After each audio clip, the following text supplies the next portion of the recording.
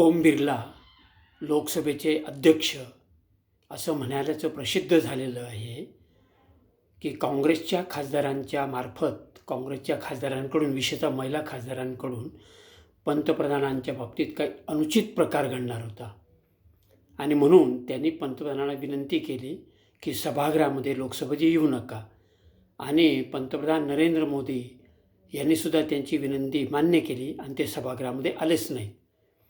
मोठं हास्यास्पद हे सगळं विधानं किंवा हा प्रकार आहे किंवा तितकाच गंभीरसुद्धा आहे.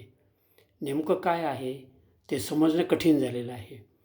काँग्रेसचे संस्कार आणि संस्कृती काय आहे अजूनही त्यांनी महात्मा गांधींचा मार्ग सोडलेला नाही. कायदेभंगाची चळवळ, मोर्चे, निदर्शनं, घोषणा अशा प्रकारचा त्यांचा मार्ग आहे आणि त्या मार्गानेच ते कायदेभंगाची चळवळ करत असतात किंवा घोषणा देत असतात. परंतु अध्यक्षांना हे कळलं की अनुचित प्रकार काहीतरी घडणार आहे थेट पंतप्रधानांच्या सोबतच. आणि मग पंतप्रधानांना हे समजलं नाही का, गृहमंत्र्यांना समजलं नाही का, हा एक मोठा आश्चर्याचा भाग आहे. आणि खरं तर हे आव्हान किंवा एक प्रकारचं चॅलेंज पंतप्रधानांनी स्वीकारायला पाहिजे होतं की काय करतात बुवा हे काँग्रेसची मंडळी आणि ते महिला खासदार. त्यांनी सभागृहामध्ये येऊन त्याची पडताळणी करून घ्यायला पाहिजे होती. अध्यक्षांनीसुद्धा, गृहमंत्र्यांनीसुद्धा. फार फार तर त्यांनी घोषणा दिल्या असतात किंवा काय अनुचित प्रकार करतायत ते समजून उलट त्यांना पंतप्रधानांना आणि काँग्रेसच्या गल्लीपासून तर दिल्लीपर्यंतच्या मंडळींना एक संधी मिळाली असती.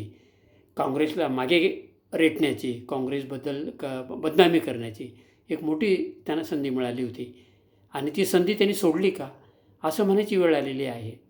हे सगळं गंभीर आहे. जनतेला खरं काय ते कळलं पाहिजे. उगाच काहीतरी बोलायचं आणि काहीतरी जनतेपुढे ठेवायचं, संसदेमध्ये मांडायचं काहीतरी, हे पटण्यासारखं नाही आहे. हे अतिशय काहीतरी गोलमाल विधानं आहेत आणि सगळंच गोलमाल प्रकार हा दिसतो आहे. मित्रांनो, मला जे सुचलं, वाटलं, ते पटलं ते मांडलेलं आहे. डॉक्टर एच एम खैनार चिंतन आणि मंथन यूट्यूब चॅनलला लाईक, शेअर, सबस्क्राईब करा. जरूर पुढे पाठवून द्या. जय हिंद, जय महाराष्ट्र.